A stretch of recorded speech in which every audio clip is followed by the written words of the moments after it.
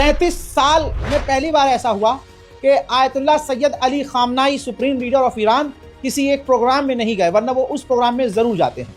लेकिन उस प्रोग्राम के लिए उन्होंने एक प्री रिकॉर्डेड मैसेज जारी किया था, जिसकी मेन बात ये थी कि ईरान के लिए, हमारे लिए मिसाइल और ताकत इंपॉर्टेंट नहीं है, हमारे लिए हमारे लोग ज़रूरी हैं। ये वीडियो पूरे यूरोप और वेस्टर्न कंट्रीज में वायरल हो चुका है। अमेरिका चाहे जितनी भी कोशिश कर ले, उसका प्रोपेगेंडा लगातार फेल हो रहा है। हजरात, AFP मीडिया को हर कोई जानता है। लीजिए, उसने खुद ही ईरान की मिसाइलों की रेंज जारी कर दी है। देखिए, देज़फुल जो मिसाइल है ईरान की, उसकी रेंज है 1000 किलोमीटर, जिसमें Oman, UAE, Bahrain, Qatar, Kuwait और आधे से ज्यादा सऊदी अरबिया, पूरा इराक, जॉर्डन 80%, पूरा लेबनान, पूरा सीरिया, आधे से ज्यादा तुर्की, रशिया, ये पूरा आता है। ठीक, इसी के साथ जो ईरान की दूसरी मिसाइल है फतह 1 हज कासिम खैबर शिकन मिसाइल, 1400 किलोमीटर इसकी रेंज है। भाई, इसकी रेंज में आधे से ज्यादा यमन, रेड सी और कई इलाके, जाहिर सी बात है जो देज़फुल मिसाइल है उससे आगे की है, तो आप समझ सकते हैं। इसके बाद एक मिसाइल है 1700 किलोमीटर रेंज वाली, इमाद गदर 1, इसकी रेंज है 1700 किलोमीटर। ठीक, इसमें सूडान भी आ रहा है, आधे से ज्यादा इजिप्ट आ रहा है, लीबिया का 5% हिस्सा आ रहा है। भाई, इसके बाद खुर्रम शहर और सेजिल मिसाइल है। भाई, इसकी रेंज है 2000 किलोमीटर। दोस्तों, इसकी रेंज में तो इजराइल तो भाई सबसे शॉर्ट रेंज की 1000 किलोमीटर वाली जो मिसाइल है ना देज़फुल, उसी में निमट रहा है भाई वो पूरा।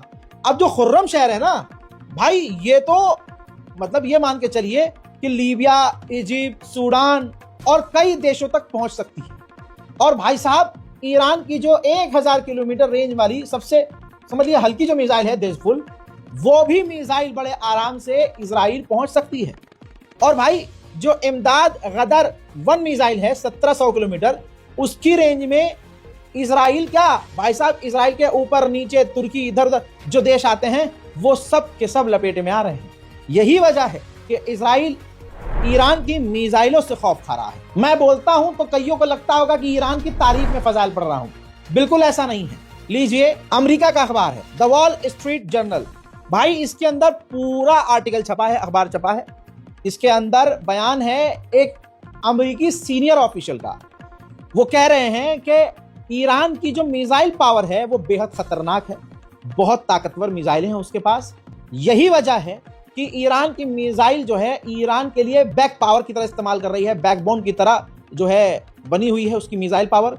इसी वजह से डोनाल्ड ट्रंप मजबूर है। आज डोनाल्ड ट्रंप ईरान से बात कर रहे हैं, वही बात जो ईरान कह रहा था कि हमारे लिए हमारी मिसाइल पावर हमारे लिए बैकबोन है। हजरात, अमेरिकी ऑफिशियल ने भी कंफर्म कर दिया है, आर्टिकल आपकी स्क्रीन पर सबूत के तौर पर दिखा दिया है। अब नहले पे दहलाइए कि एक तरफ ईरान बात तो कर रहा है अमेरिका से, लेकिन जलील भी कर रहा है। ईरान के विदेश मंत्री ने कहा कि आज के दौर में भी, आज के वक्त में भी, इतना कुछ होने के बाद अभी भी बातचीत जो चल रही है, इसके बावजूद अमेरिका और हम एक दूसरे पर भरोसा नहीं करते हैं। हम अमेरिका पर और अमेरिका हम पर भरोसा नहीं करते हैं, लेकिन फिर भी थोड़ी थोड़ी बात हमारी चल रही है। आइए अब तुर्की को सुनिए।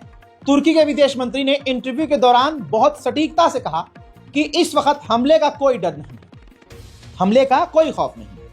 और आगे उन्होंने कहा कि अगर ईरान पर हमला कर दिया जाता है तो ईरान पर हमला करने की वजह से ईरान की गवर्नमेंट नहीं गिरेगी और ईरान मजबूती से टिका हुआ है, डटा हुआ है। भाई साहब, भारत का एक गंदा समाज, सड़ा हुआ समाज, सड़ा हुआ अंग, सिर्फ मुसलमान होने की वजह से दुनिया में किसी भी देश के मुसलमान से बेइंतहा नफरत कर सकता है।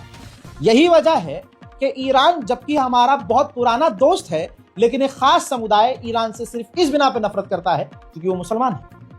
लेकिन ईरान भारत का हमेशा वफादार रहा। आधिकारिक तौर पर मोदी भी दांत चिहाड़ के फिलिस्तीन का सपोर्ट करते हैं, ईरान का सपोर्ट करते हैं। लेकिन ऐसे आदमी पर हम क्या ही कहें जो किसी दूसरे के कहने पर इजराइल में जाकर नाच ले, वो तो अलग ही मुद्दा है। लेकिन ईरान की वफादारी देखिए कि भारत ने ईरान के एम्बेसडर एक भारतीय इनविटेशन पर भारत के अंदर ही एक प्रोग्राम में गए। अपनी स्पीच के बाद उन्होंने पता है क्या कहा? उन्होंने नारा लगाया, जय ईरान, जय हिंद। सुनना चाहते हैं ना? सुनिए। और सुनने से पहले अंधभक्तों के समझ रहे हैं? पिछवाड़े में इस वीडियो को रॉकेट की तरह पहुंचाने में हमारी मदद करें, शेयर कीजिए।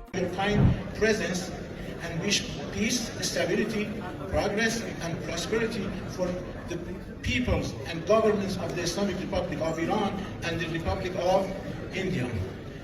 We want to say that Jai Iran, Jai Hind. देखा? अब आगे आइए। ईरान से जब अमेरिका और इजराइल जीत नहीं पाते हैं, जब ये लाल हो जाते हैं जलील होके, तो ये कोशिश करते हैं कि धोखे से ईरान के वैज्ञानिकों को, ईरान के कमांडरों को कत्ल किया जाए। आजाद तस्वीर आपके सामने, एक ईरानियन ऑफिशियल की गाड़ी के ऊपर अटैक करवाया गया, यानी एक असैसिनेशन दोबारा से करवाने की कोशिश की गई। और इसी के साथ समझ में आ रहा है कि अमेरिका और इजराइल बौखलाए हुए